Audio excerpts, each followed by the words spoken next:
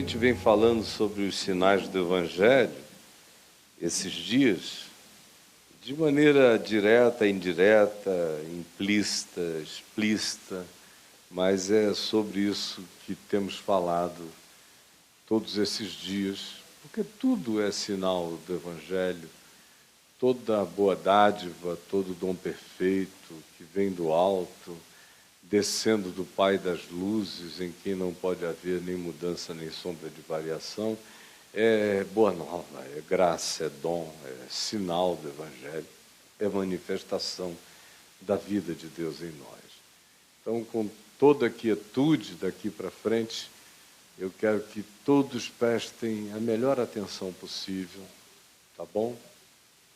Eu vou ler duas porções do Evangelho na mensagem de Paulo aos Efésios. Capítulo 2, quando ele diz, ele vos deu ou nos deu vida. E ele não está falando de vida biológica, de biologia.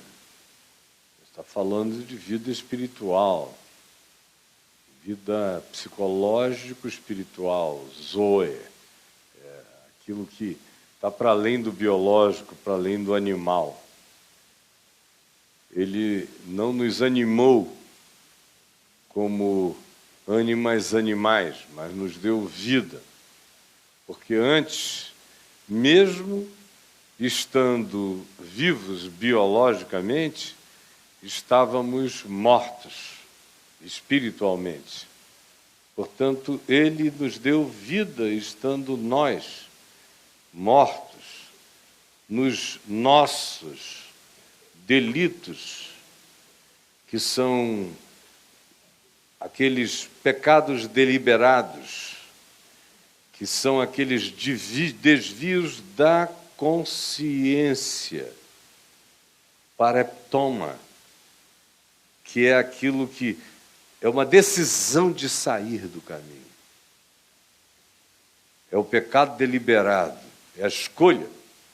Nos deu vida, estando nós mortos, nos nossos delitos e nos nossos pecados, que são os pecados da nossa natureza. A amartia, a designação, é aquela tortuosidade intrínseca que nos desvia da vida de Deus, sem que necessariamente percebamos. Então, estamos desviados do sentido, desviados da captação natural, desconectados, usando uma das linguagens de Jesus, ramos que se desligaram da seiva da vida. Então, essa minha morte decorre de quem eu sou e decorre de quem eu sendo, eu escolho para fora do caminho, da verdade, da vida, daquilo que é o nosso ser em Deus, ou deveria ser, ou para o que fomos criados. Ele nos deu vida estando nós mortos nas nossas escolhas e na nossa natureza, ou na nossa natureza que provoca as nossas escolhas. Em cuja situação nós todos andamos no passado. Quem tem memória sabe. Tanto quanto andamos hoje, porque não basta saber disso, se continuamos a viver assim, sem a consciência de que só há vida em Deus, nós continuamos andando assim no presente. E isto tem a ver com uma doença essencial do nosso ser, que cria um volume coletivo, que a sociologia chama por muitos nomes, que a psicologia, especialmente a junguiana, chama de inconsciente coletivo, que a economia chama de tendência, cria um curso, o curso deste mundo. A cultura, a antropologia sociológica define como cultura. O fato é que boa parte dessa cultura, que é alimentada pela nossa razão acadêmica e profundamente, dia a dia, nós somos convencidos de que nós temos razão nos nossos delitos e temos razão nos nossos pecados, e uma vez que batizamos isso pelos nomes acadêmicos, que definimos a fenomenologia do processo, parece que em assim fazendo nós estamos autorizados a continuar assim sendo, andando desse modo segundo o fluxo, sem pensarmos em momento algum em por que somos como somos, andamos como andamos, fazemos o que fazemos, escolhemos o que escolhemos, defendemos o que defendemos. Alguns seres humanos nascem e morrem sem jamais pensar no significado do que fizeram, do que foram. Simplesmente se deixaram ir como gravetos na corrente da enxurrada, como árvores no dilúvio. E assim a existência da maioria da humanidade, andando segundo o fluxo. E não só o fluxo que se manifesta como trato tácito, coletivo, que a gente apelida de cultura nacional, que a gente apelida de nós somos assim, ou que a gente honra e levanta a bandeira para glorificar a tortuosidade da nossa própria história com o orgulho patriota ou nacionalista. Ou a gente continua matando porque os nossos antepassados mataram, a gente continua odiando porque os nossos antepassados odiaram, e a gente defende bandeiras e levanta pavilhões de loucura e de ensandecimento, porque outros fizeram e nós honramos o sangue da idiotice deles. Nós aplaudimos e chamamos isso de heroísmo nacional, que é o curso, é o fluxo. Botamos um emblema na loucura e a justificamos. E convidamos outros a honrarem aquele processo, aquele fluxo, sem pensarmos no que estamos fazendo, nem por que assim somos. Sem imaginarmos que se tivéssemos nascido num outro lado do mundo, estaríamos lutando por outras coisas que desse lado do mundo nós odiamos. Estaríamos adorando divindades que desse lado do mundo nós satanizamos. E abominamos todo aquele que de outro lado do mundo faz a coisa diferente do fluxo da nossa história. De modo que somos condicionados. E o processo é esse. A nossa tortuosidade natural nos destina frequentemente a escolhas perversas, que, como são praticadas coletivamente, se transformam em história. E como se transformaram em história, nós as reverenciamos e as cultuamos, por mais loucas e anti-humanas que elas sejam, e nos negamos a evoluir e quebrar aquele processo, porque parece que estamos negando a insanidade dos nossos antepassados. Estamos sendo infiéis para com a loucura que nos precedeu. sem percebermos que no meio disso tudo estamos andando, animados também pelo príncipe da potestade do ar.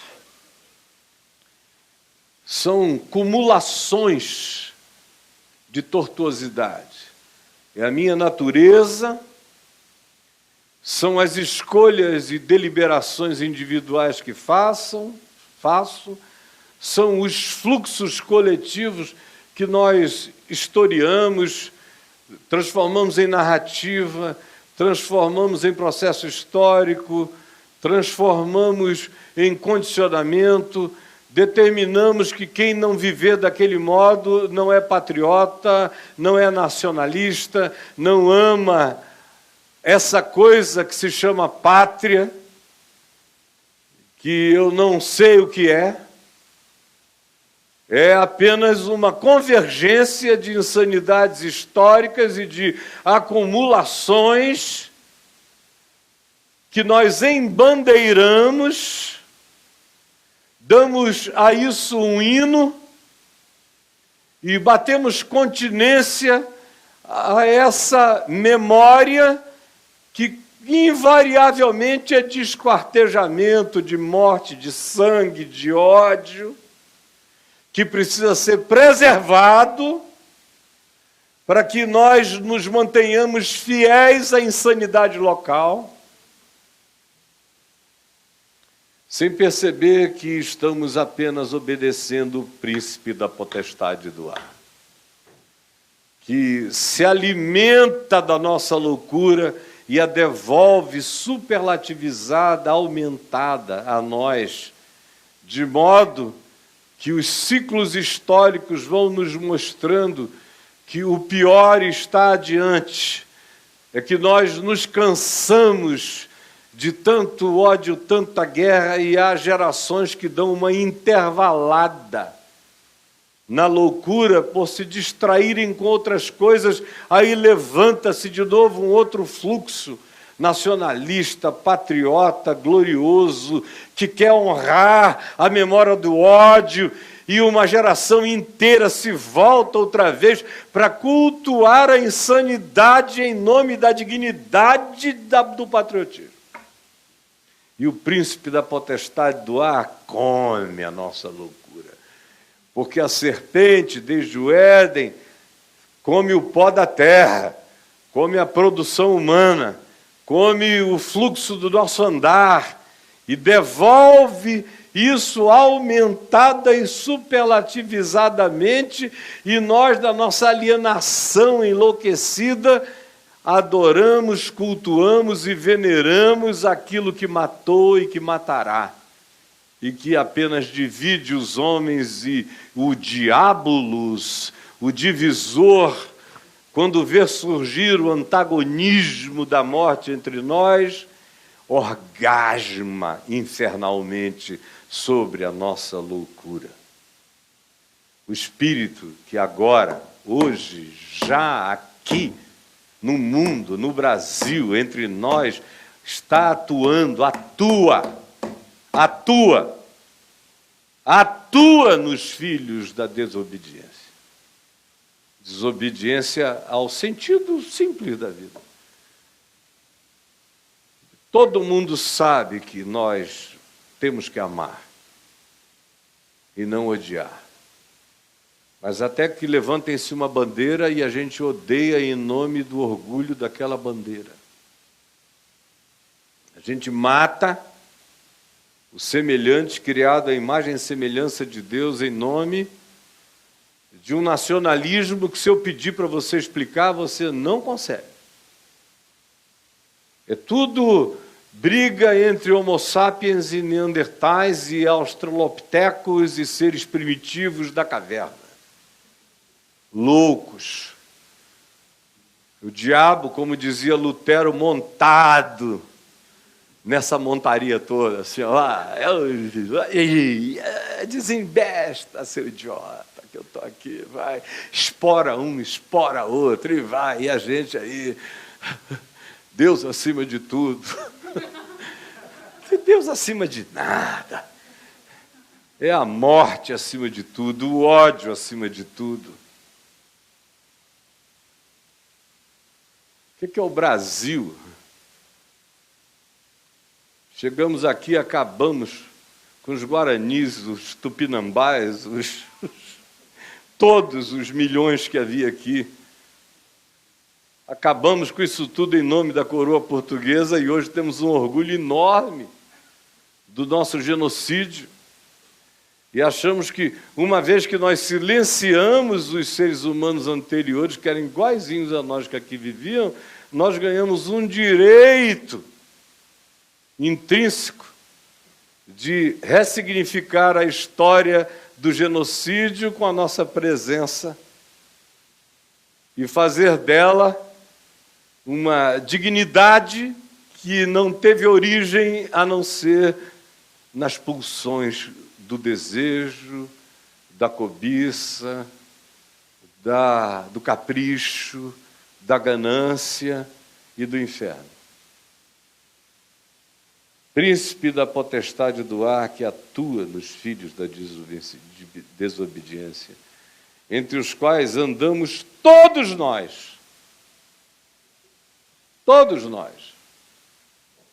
E eu acho que, neste momento no Brasil, nós estamos tendo a chance extraordinária de ver nosso primitivismo, a nossa natureza ruim, os nossos piores sentimentos, as nossas expressões das idolatrias que nunca morrem, que só se disfarçam de momento em momento para depois eclodirem gloriosas na nossa alma alienada, dentre os quais também todos nós andamos, outrora, e muitos de nós renovamos isso no presente, com muito orgulho no coração ensandecido. Isso tudo segundo as inclinações da nossa carne, segundo o animal, o predador, que nunca dá lugar ao homo pneumáticos, esse que é um homem criado para andar com a consciência do Espírito, na vida de Deus, que é o homem que só se põe em pé quando ama, e enquanto não ama, é quadrúpede. Está por aí. Com os seus orgulhos e os seus brasões, mas não deixou de ser apenas um animal com um orgulho completamente perverso, distante de todo e qualquer significado da vida de Deus no ser. E dizemos que estamos fazendo isso em nome de Deus para defender a família, para defender a pátria, para nos defendermos dos diferentes, dos que não são como nós. Mas isso tudo Paulo chama apenas de as inclinações da nossa predatoriedade. E éramos, tanto quanto continuamos a ser, infelizmente, filhos do ódio, filhos da ira, não só provocando a ira divina, mas somos filhos de algo que nasceu do ódio. E nós levantamos as bandeiras do ódio com o orgulho da morte. Somos nós assim como também os demais. Podem se assentar os que ainda estão em pé. Teve um monte de gente que desobedeceu e sentou, né? Bom, essa foi a primeira leitura. Nessa primeira leitura, nós vimos camadas dimensionais em processo. Nós mortos na nossa natureza, mortos pelas escolhas que fazemos, escolhemos a morte sempre. Embora Deus nos diga, se você fizer isso, morrendo você vai morrer. Mas há uma atratividade, uma sedução irresistível na morte. E a gente escolhe o que mata a nós mesmos e ao próximo. Isso está na camada essencial do nosso ser. Aí vem essa outra camada, que é a da sociologia desse ajuntamento, dessa coletividade, que está na antropologia coletiva dos nossos vínculos. Porque um homem ruim sozinho é menos ruim do que um homem ruim acompanhado de outro homem ruim. Essa psicologia já mostrou isso há muito tempo, que o indivíduo sozinho não é capaz de cometer barbaridades que em grupo ele comete, porque em grupo existe a dissolvência da responsabilidade. E aí não fui eu quem fiz, fomos nós. Os mecanismos de solidariedade transferente perversa se manifestam de modo imediato. Vocês vejam, por exemplo, na Alemanha nazista. Alguns indivíduos ali, sozinhos, não teriam a coragem de terem feito aquilo que, uniformizados, vestidos, sob uma cadeia de comando, eles realizavam. Porque a ordem não era deles, era do Führer. E abaixo dele vinha um Himmler, ou vinha qualquer outro na cadeia de comando, de modo que na ponta do processo matava-se aos milhões, porque a ordem tinha sido dada, eu estou cumprindo a minha obrigação, e ainda tem a ideia dogmática de que aquele que obedece à ordem está, de certa forma, isento do que praticou. Estudos foram feitos, por exemplo, no Vietnã. A maioria daqueles soldadinhos americanos que estavam ali eram garotos que cresceram em escolas dominical, que de volta em casa era tudo paz e amor, meu irmão. Se um baseadinho, pô, para com isso. Faça o amor, não faça a guerra. Mas uniformizado na trincheira, no conflito, no combate, o sujeito fazia aquilo que a mãe dele jamais acreditaria que ele fosse capaz de fazer. E embora o mecanismo psicológico em operação fosse o da irresponsabilização pessoal, a alma sabe que aquele estado de transgressão não pode ser transferido. E aí vem os efeitos pós-traumáticos, as loucuras, as angústias, os suicídios, os desesperos, tudo mais, que nós já tivemos de sobra na história humana para entender. E aí tem outra camada dimensional nesse processo, para além do curso do mundo, que é essa realidade invisível, com a qual a sociologia não conta, nem a psicologia, nem a antropologia, nem nenhuma ciência, dela se apercebe essa dimensão pervasiva do príncipe da potestade do ar. Essa é a linguagem que Paulo usa para designar esse vento do mal. Esses principados imperceptíveis, agindo como se já não bastasse a minha natureza perversa, como se já não bastasse a nossa associação enlouquecida, ainda existe essa indução invisível, dizendo, vai que é tua, é teu direito. Se você não fizer, você é um idiota. Você vai deixar esse outro se tornar superior sobre você, acaba com ele. Você vai deixar passar, não tem ninguém vendo, come ela. Eu não preciso. Meu Deus, a minha carne em si já dá conta do recado. o aplauso coletivo estimulante, porque de um lado a sociedade pune, mas de um outro lado, subrepticiamente, ela estimula. Ainda tem o príncipe da potestade do ar. Como Deus sereis, para com isso, deixa de ser louco. É tua, é teu, alcança, você pode, ó como pega, vai. Tantos já fizeram, você vai passar pela existência sem essa experiência.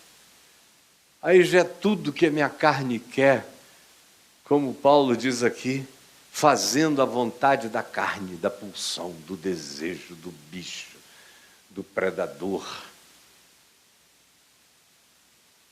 E dos pensamentos que buscam justificar a ação, o desejo, explicar por que você é mau. Toda a lógica da perversidade elaborada como conclusão justificadora da sua ação totalmente enlouquecida. Um leão não faz assim. Como a gente faz sem fome. Como a gente faz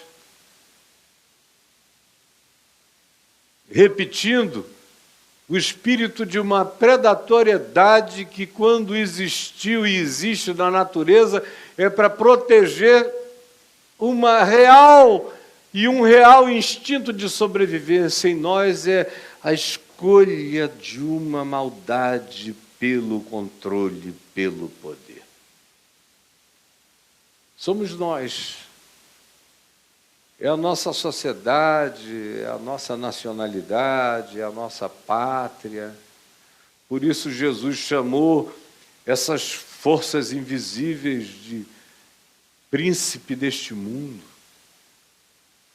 Por isso João disse que o mundo, que não é a Terra é só o planeta. A Terra está aqui há 4 bilhões e 500 milhões de anos. O mundo é que é novo. O mundo, a antropologia está na dúvida. As perspectivas mais antigas dizem 120 mil anos, algumas outras 70 mil anos e algumas outras 50 mil anos, dependendo da sofisticação dos aparatos encontrados, que designam já a produção completamente inteligente desses seres que somos nós, chamados de Homo sapiens, da maneira mais irônica possível, porque tudo que esse homo não tem é nenhum sapiens dentro de si. O homo burros, o homo otários, o homo idióticos, somos nós. Paulo gentilmente chama de homopsíquicos, que é uma designação para esse ser de pulsões, só de pulsões, como uma água viva.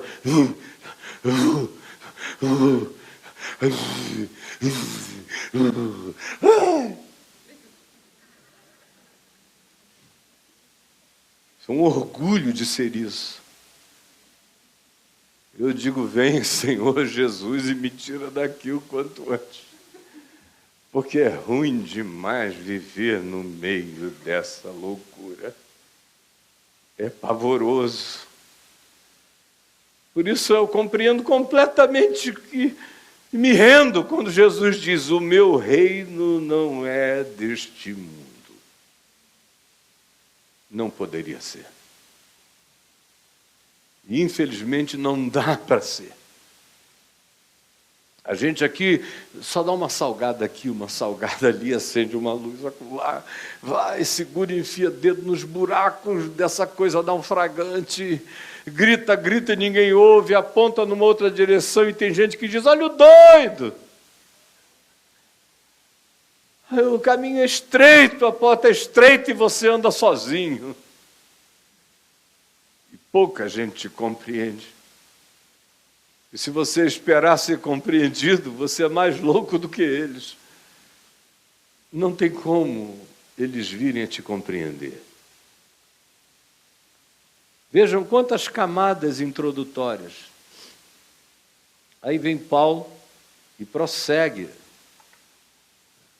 Aqui, na consciência do Novo Testamento, claro que Jesus está fora dessa percepção, porque para ele isso era o que era. Ele é aquele em quem, por mais louco que isso tudo seja, essa loucura emanou do seu sopro de vida e foi pervertido nisso que se tornou. É quase uma redundância blasfema dizer que ele sabe como tudo isso é.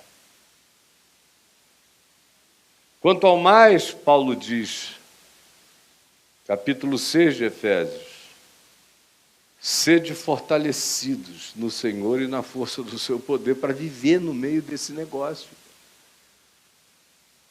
para lidar comigo mesmo, com a minha natureza. Minha natureza é horrorosa. Como Paulo diz, se eu me entregar à minha disposição mental reprovável, eu me torno pior do que todas as bestas concebíveis. Quanto ao mais, sede fortalecidos no Senhor e na força. Ele usa um termo grego forte. Força aqui é domínio. Domínio. Sede fortalecidos sob o domínio do poder de Deus. Revestivos de toda a armadura de Deus, para viver nesse mundo, para ser um sinal vivo do Evangelho nesse mundo, como ele é, só revestidos de toda a armadura de Deus, para poderdes ficar firmes contra as ciladas. Como se não bastasse, ainda tem cilada para todo lado. Anda bobo por aí, não sabe que é arapuca atrás de arapuca, é engano atrás de engano, é miragem para todo lado, é holograma, é fantasmagoria, é mentira sendo contada como verdade, bisuntada de verdade. Revestivos para poderdes ficar firmes contra as ciladas do diabo, porque a nossa luta não é contra carne e sangue. Ai, meu Deus. A minha carne e o meu sangue já são uma porcaria. E ele ainda vem e diz, olha, o buraco é mais em cima. É num outro nível ainda. Além do bicho, do animal, da ganância, do desejo, do pecado da natureza essencial e da deliberação consciente em favor e em solidariedade ao mal, além do conjunto que fragiliza a decisão pessoal, além da necessidade de afirmação coletiva, de aparição coletiva, de validação coletiva, que coloca você no caminho e no curso de fazer o que você nem reflete o significado do que está sendo e fazendo, sendo soprado e tangido pelo príncipe da potestade do mal, pelo espírito que atua nos filhos da desobediência daquele que se apega ao caminho do desvio como direito de ser e de existir, tanto mais quanto assim seja, mais ele atua. Quanto mais alienados mais tangidos por Ele, e mais fazemos a vontade da carne, como um direito animal, como um bicho predador. E os nossos pensamentos perdem a racionalidade. E a gente se torna apenas besta funcional, seres capazes de inteligência que penetram na dimensão da mecânica quântica, ou que colocam a gente na observação do fundo do universo ou do momento primal do Big Bang deste universo convencional. No entanto, apesar de toda essa inteligência funcional, somos filhos da ira, incapazes de amar quem elabora o processo científico que enxerga o elemento primal da explosão inicial do universo linear convencional que a gente habita, não consegue ser leal à esposa, não consegue tratar bem os filhos, não consegue amar o pai, a mãe, não consegue perdoar. Porque a inteligência funcional não tem absolutamente nada a ver com a sabedoria relacional e existencial. É inteligente, mas só faz a vontade da carne e do pensamento. E às vezes, até mesmo as grandes conquistas, eu disse às vezes para ser generoso, quase sempre, até as grandes conquistas do saber são motivadas tão somente pela carne, pela vaidade, pela disputa e pela egolatria. Não é amor ao saber, é a vontade de saber antes dos outros para receber uma glória passageira e corruptível. Aí Paulo vem e diz, olha, fortaleça-se no Senhor, se vista de Deus, para você suportar. Porque ainda tem as ciladas do diabo.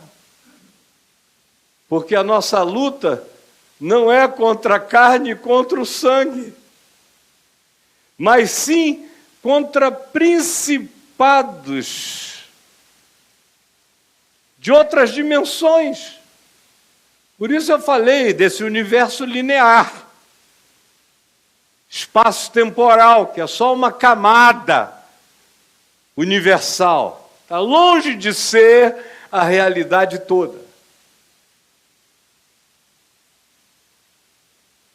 Cada vez mais, a ciência física vai nos apresentando possibilidades e constatações sobre o fato de que esse macro-universo de natureza newtoniana, essa coisa de galáxias, estrelas, planetas, do telescópio, é a menor parte de tudo.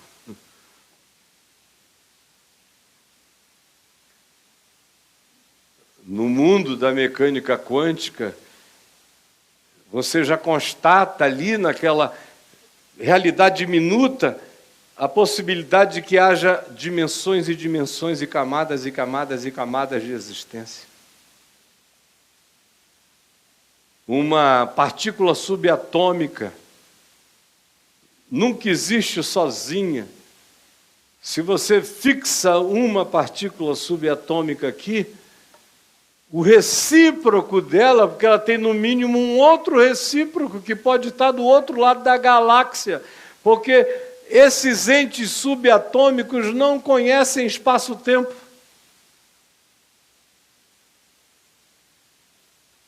Se você altera essa aqui, você mexe na outra.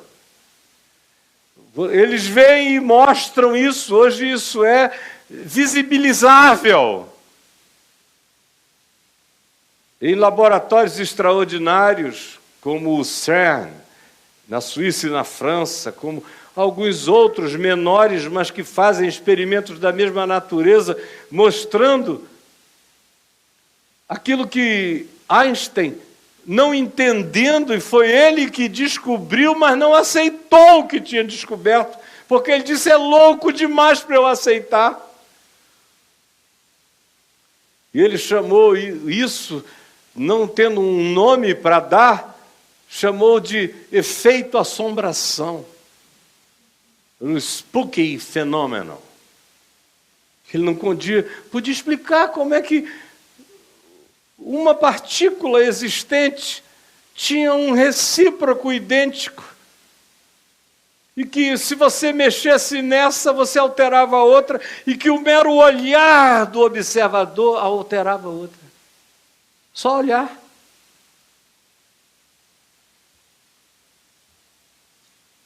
Isso a gente está começando a entender agora, do ponto de vista científico. Mas para Paulo, não com linguagem científica e não com experimento científico, mas pela intuição do Espírito, para ele isso já era verdade. Sabia disso. Aliás, os que primeiro começaram a perceber o paralelismo dos mundos não foram os judeus, foram os persas de Zoroastro. Os judeus começaram a aprender isso no cativeiro em Babilônia. É onde aparece a primeira vez a designação de principado. O príncipe da Pérsia contra o príncipe de Israel, que era Miguel, contra o príncipe da Grécia que viria. Eles começaram a perceber que para cima da camada histórica havia outras dimensões. Hoje, a teoria física das cordas mostra que se pode ter até 11, 12, 13 dimensões, que é mais ou menos aquilo que Paulo fala, quando fala de principados, potestades, poderes, tronos, e ele vai designando coisas que às vezes refletem pessoalidade, outras vezes são apenas fenômenos de um poder indizível, mas que existe para além da camada imediata da nossa percepção humana. Se a nossa luta, para além de tudo, ainda lida com essa intenção malévola de nos tornar ratinhos de laboratório de experimentos de outra natureza. De modo que eu estou aqui sendo objeto de tentativas de experimento, e você também. Hoje existem cientistas falando do universo holográfico. É como se nós estivéssemos aqui sob um jogo de outras forças maiores. Eles não chamam de principado, potestades, tronos, poderes, nada disso. Mas eles estão admitindo camadas e camadas e camadas de influência sobre nós aqui. E eu podia falar o resto da semana sobre isso, porque esse negócio só cresce todo dia dentro de mim, eu não consigo olhar o mundo. Há muitos anos a minha mulher sabe, sem ver tudo isso o tempo todo. Revestivos de toda a armadura de Deus, para poder lidar com tudo isso. Olha o meu tamanho diante disso tudo. Como é que eu posso lidar com isso sozinho? É o quê? Com a minha inteligência que eu vou vencer? É com a força psíquica que eu possa desenvolver? São com teorias freudianas, junguianas, rogerianas ou de qualquer outro desses grandes expoentes da psique? São pequenas dimensões comparadas com o todo.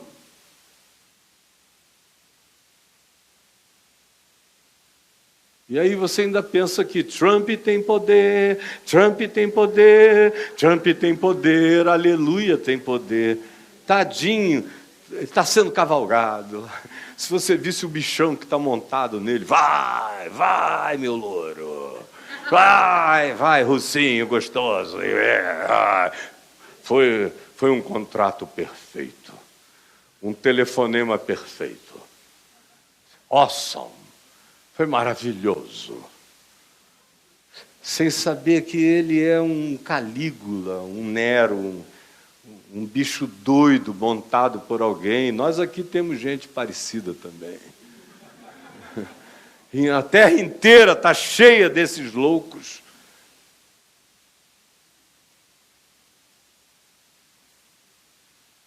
E a gente fica pensando que o mundo acaba ali, na Casa Branca. Termina no Kremlin. E que o Palácio do Planalto tem uma grande importância universal. Meu Deus, nós não vimos nada. E estamos dia a dia iludidos, pensando que o que existe é isso que está aí, isso aí é a fachada, onde os marionetes são marionetados e a gente fica pensando que quem chega perto está decidindo alguma coisa. Não estamos decidindo nada, na maioria das vezes estão sendo apenas manipulados e nós nos entregamos a essa manipulação em nome de Deus, se assim for feito. Nem eles próprios sabem do que são vítimas. Agora é de admirar a quantidade de pastores que leem esse texto toda hora e até citam e que se aliam à loucura pensando que estão resolvendo problemas de ordem extraordinariamente importante, sem verificarem que eles se tornaram também bonecos e palhaços do príncipe da potestade do ar, do espírito que atua nos filhos da cobiça, da ira, da ganância de poder. Principados, potestades, contra os dominadores deste mundo tenebroso. Dominadores, a palavra que Paulo usa. Potestades são forças. Principados, na mente de Paulo, designavam categorias de arcanjos, de criaturas de uma outra dimensão, que a gente, não tendo como designar, chama de anjo, que significa só mensageiro, porque levavam mensagem, traziam mensagens.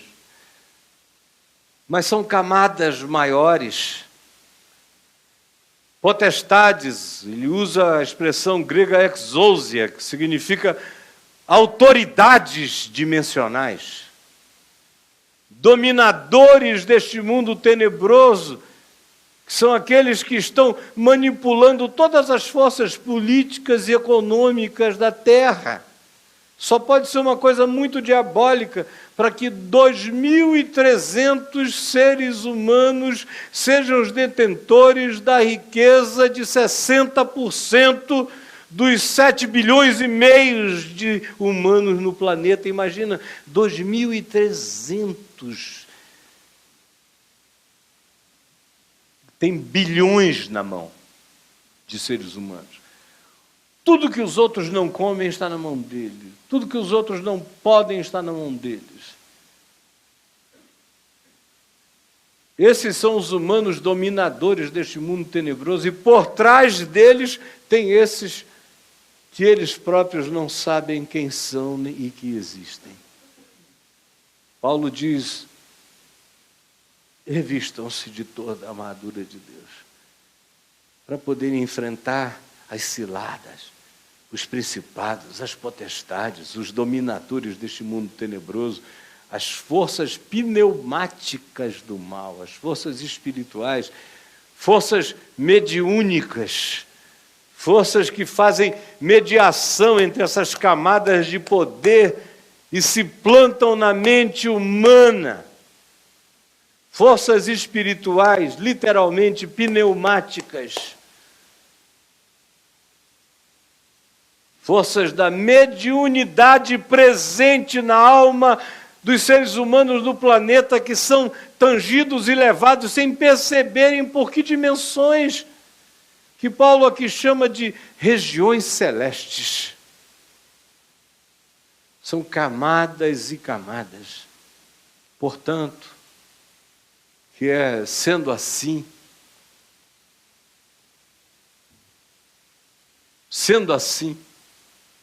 vamos cantar um corinho.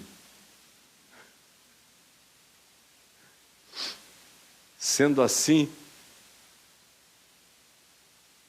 vamos eleger um fanático que defenda as nossas famílias. Cara, eu não sei para onde eu vou.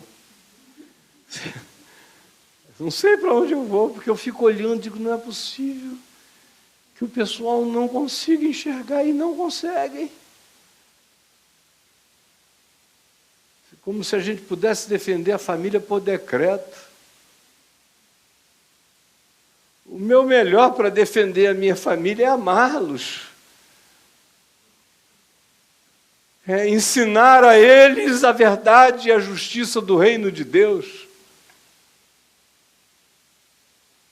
É interceder por eles.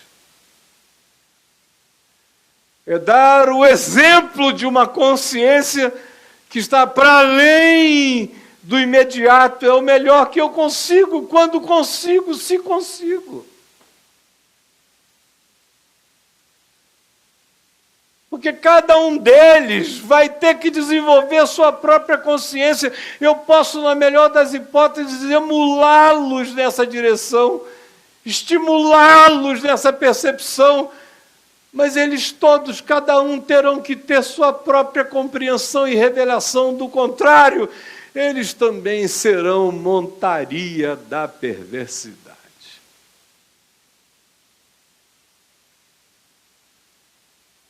É que hoje a gente falou em algumas promessas de Deus. Eu vivo agarrado nelas o tempo todo. E crendo que eu não gerei filhos para a perdição, para a loucura, para o engano, para serem montaria das trevas. Crendo que todos eles terão um bom coração. Todos eles privilegiarão o amor e não a indiferença e o ódio. Todos eles serão gente do perdão.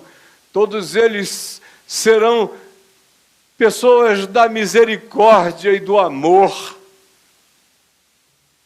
sem cuja força nós não conseguimos enfrentar nada. O único poder para enfrentar isso é o amor. Que Paulo chama aqui de se revestir das armaduras de Deus. Portanto, tomai toda a armadura de Deus, para que possais, sem cujas armaduras vocês não vão conseguir, vocês só vão conseguir se tomarem toda a armadura de Deus. E a finalidade é essa, para que possais resistir. Resistir no dia mau. Eu conheço o dia mau. Eu conheço bem de perto o dia mau. Como principados, potestades, poderes, presidentes, instituições, forças diversas, a máfia. De repente houve um dia em que eu vi todas as forças unidas para me debulharem.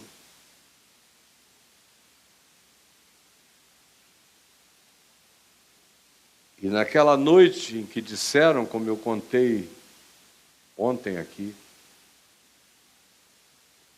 que sabiam onde meu filho Lucas e minha filha Juliana estudavam em Boca Raton e deram nome, endereço, deram tudo.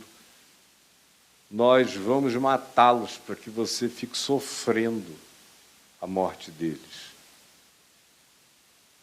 Eu saí dali, eu disse, foi uma das poucas vezes na vida em que eu senti pavor.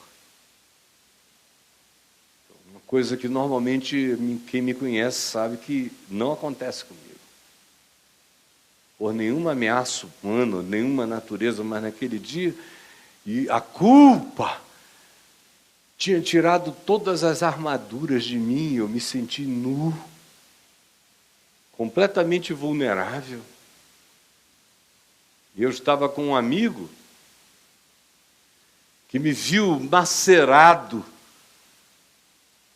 num pânico que eu não precisei falar. Eu sentei no meu carro e falei, leva para mim. Ele começou a dirigir em silêncio, olhando para o lado. De repente ele falou, o que você viu? A morte? Eu falei, pior do que a morte é linda. Eu vi, foi o diabo. E eu estava totalmente nu. E ele com todo o poder sobre mim. Aí nós subimos em silêncio de Miami até Boca Raton em 50 minutos de carro na I-95. Quando chegamos em Boca, eu virava à esquerda na Palmetto para ir para minha casa. Palmetto Road. E para a direita, se você andasse 500 metros, 800 metros, você estava na areia da praia. E ele, iluminadamente, disse, não vamos para a tua casa, não, vamos na praia. Umas 9, 10 da noite, ele virou para a praia, parou meu carro, saiu, falou, vem comigo. E naquele tempo, há 22 anos atrás, quase não havia nenhuma iluminação naquelas praias da Flórida, exceto em alguns pontos. Diferentemente daqui, onde é tudo iluminado, lá era quase tudo escuro. Aí eu de paletó e gravata, nós descemos, ele foi deixando o sapato assim, foi jogando a meia, aí tirou a calça, tirou a camisa, tirou a cueca. Ele é um inglesão alto, de quase 2 metros de altura. Aí falou, fica nu e vem comigo.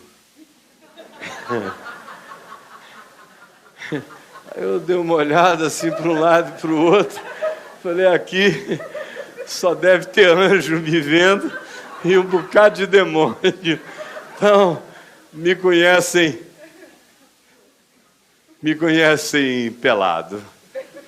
Aí tirei a roupa toda, fiquei nu e mergulhei e saí nadando num crawl da morte. Fui, pedindo a Deus que um tubarão me pegasse, que um bicho doido me engolisse, naquela escuridão, e eu fui lá na frente, já vendo os prédios ficando pequenos. Eu virei para cima e olhei, naquela noite escura, dava para ver nitidamente as estrelas. E eu ouvi aquela voz que rebombou dentro de mim, dizendo, você está todo cheio de pecado e de culpa. Olha para cima, olha essas estrelas.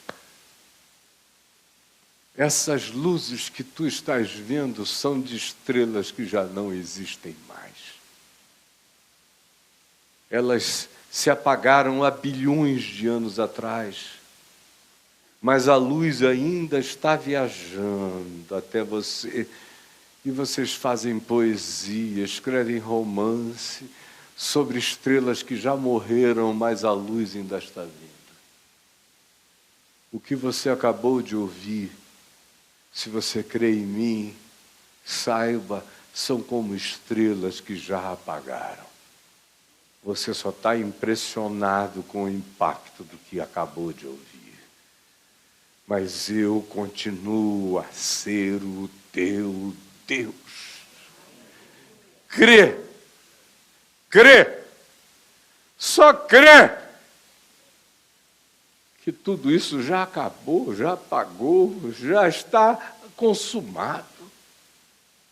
Não tenha medo, você está com medo por causa da sua justiça própria, porque a sua culpa tirou a sua confiança.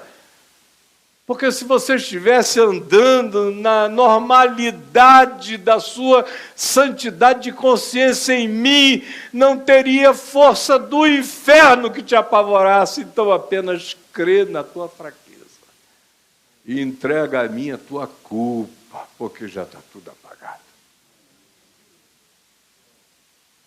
Eu voltei peladão, aliviado, vesti a minha roupa, fui cheio de areia para casa, só com a camisa e de cueca e sapato. Entrei na minha casa sem nenhuma justiça própria, mas sabendo que se nós somos infiéis, Ele todavia permanece fiel, porque não pode negar-se a si mesmo. Promessas. Tomai toda a armadura de Deus, toda, para que possais resistir no dia mau. E depois de terdes vencido tudo,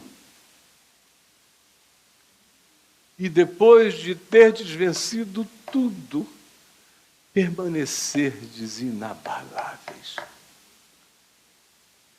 Quanto mais você vence nele, mais inabalável você fica. Fica rijo, fortalecido no Senhor e na força do seu poder. Portanto, tomai toda a armadura de Deus para que possais resistir no dia mau e depois de terdes vencido tudo, permanecer inabaláveis. Estai, pois, firmes, sem tergiversação, sem dúvida, sem negociação da fé. Ou você crê ou você larga de vez para ser engolido, ou então creia para permanecer inabalável. Vista a cueca da verdade, cingindo-vos com a verdade. O cingir-se, na antiguidade, era botar a cuequinha. Era aquele pano pequenininho que se amarrava, não tinha zorba lá, não tinha nada disso. Era um paninho que você amarrava, para depois botar a armadura por cima. E ele diz, a tua cueca, a cueca da tua vida tem que ser a verdade, a coisa mais íntima em ti tem que ser a verdade, se vista de verdade no íntimo. Pensamentos verdadeiros, sentimentos verdadeiros, decisões verdadeiras, escolhas verdadeiras, no mais íntimo, aquelas mais incompartilháveis, que sejam verdade. Vista-se também da couraça da justiça, que não é justiça própria, é a justiça de Jesus na cruz. Está feito, está consumado.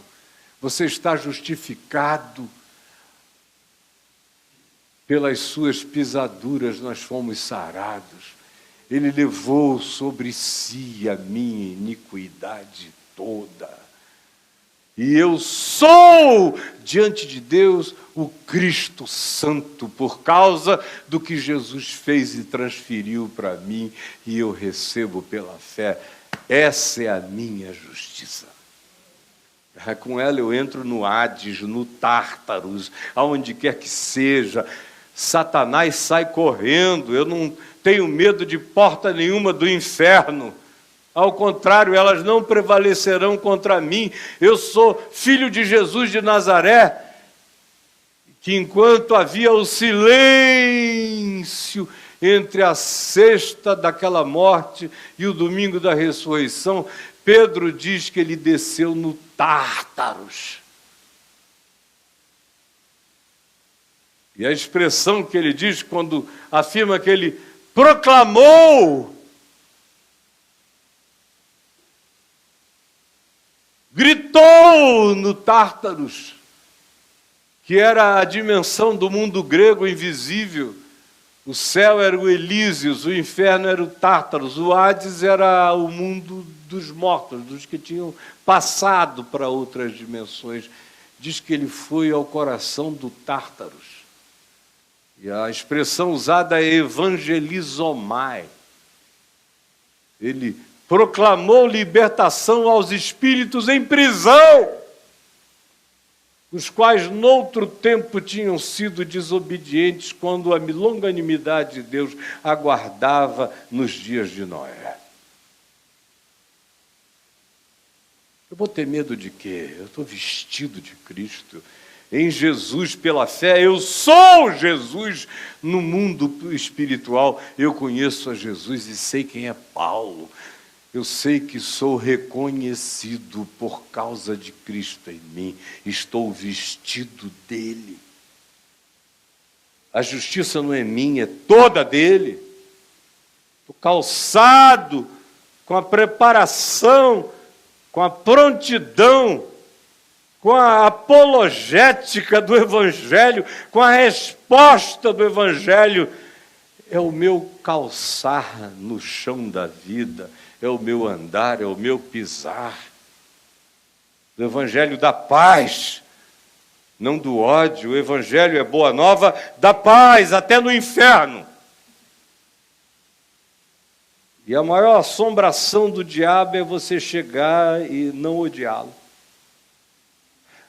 Ele não sabe existir sem ser odiado ou temido. Aí você passa indiferente. E ele não sabe onde se enfia.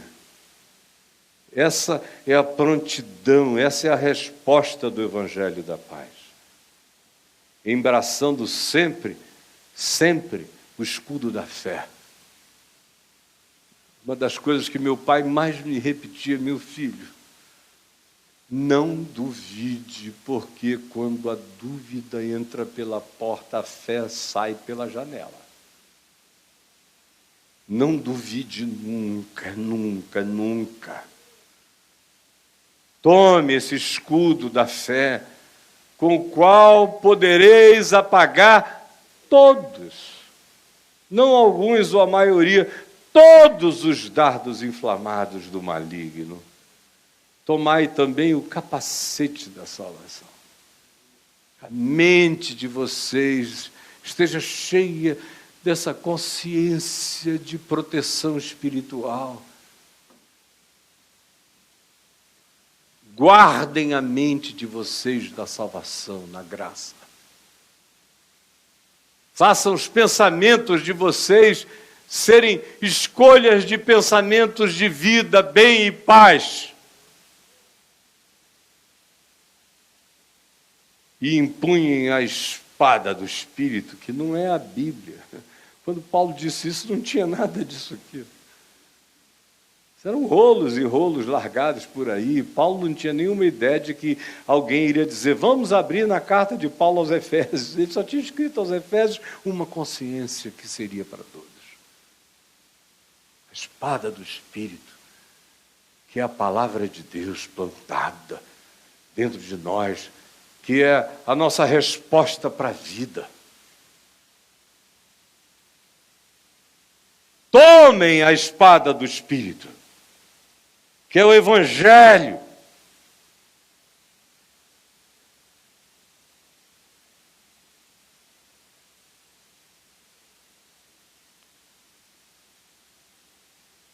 E façam isso com toda oração,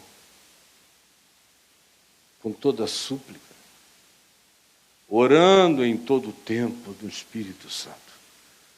É um processo de pensar, de sentir, de emocionalizar o ser com aquilo que é amor de Deus, graça de Deus, perdão de Deus, bondade de Deus, justiça de Deus, misericórdia de Deus.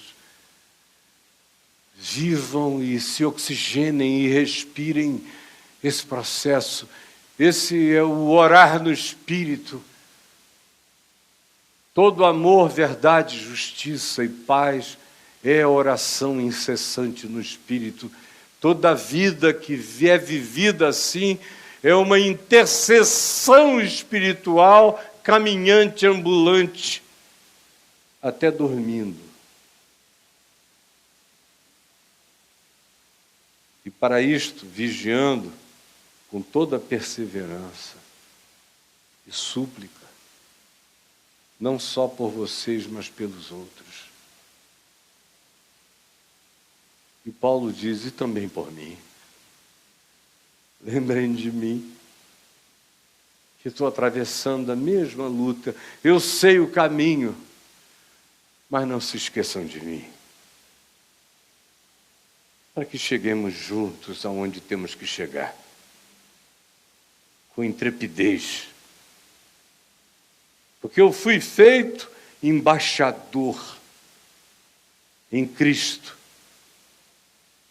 E a mim cumpre fazer isto acontecer na minha vida até o último dia, e eu farei com intrepidez, conhecido o mistério do Evangelho. Olha que coisa maravilhosa. Eu disse que a mecânica quântica está arranhando essas camadas dimensionais agora, e Paulo estava dizendo, olha, é óbvio, é assim, entenderam? E como eu comecei, eu termino lhes dizendo que nós não recebemos espírito de covardia, mas de poder, de amor e de moderação. Vamos ficar em pé.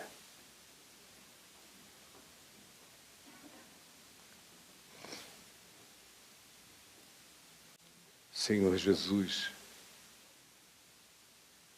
eu te peço que essa palavra nunca mais seja esquecida.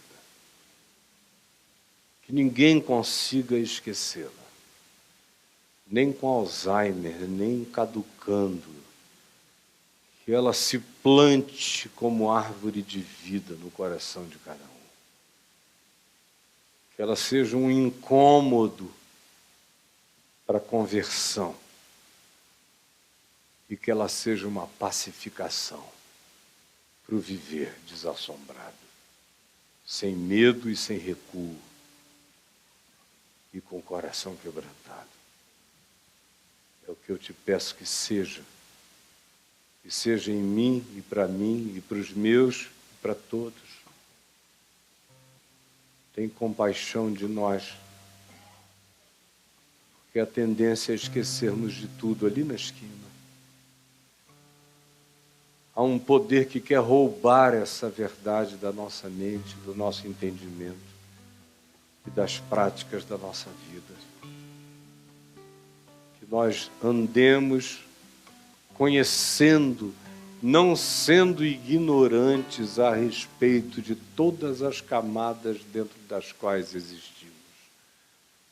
A começar da loucura dos caprichos da nossa carne, do devaneio dos nossos pensamentos, da nossa natureza tendente ao desvio e a nossa mente seduzida pela escolha do engano, seguindo o curso da maioria ou das tendências da geração, sem saber que estamos sendo tangidos pelo príncipe da potestade do ar, do espírito que atua naqueles que decidem desobedecer a consciência que nos foi dada por Jesus no Evangelho. Dá-nos a vida que permanece. Salva-nos de sermos só entes biológicos, sem sermos esses seres acordados e revividos e ressuscitados no Espírito, pelo que se diz, levanta, desperta, ó tu que dormes, levanta-te de entre os mortos e Cristo te iluminará. Em nome de Jesus. Amém e amém. Deus nos abençoe, em nome do Senhor Jesus.